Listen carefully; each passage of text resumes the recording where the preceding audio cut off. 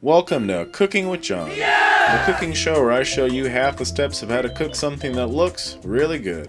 Powered by minutes.You.com. Today I'm going to be cooking a simple Caprese style chicken using minutes.You.com's chicken as well as their garlic herb seasoning. Start off by placing your chicken in a pan and get ready for seasoning.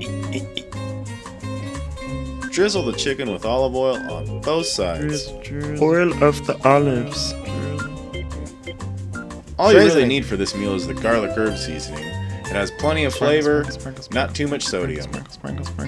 Next step, onto the barbecue. Spaghetti. While the chicken's barbecuing, cut up some fresh mozzarella cheese.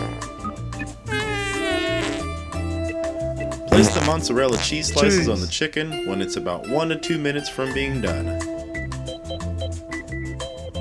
Once the chicken's off the barbecue, place some fresh tomato slices on it. Sprinkle it with some fresh chopped basil, and to finish it off, a balsamic vinegar reduction sauce. Oh, fancy.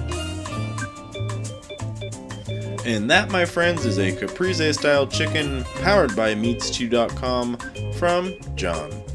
Enjoy.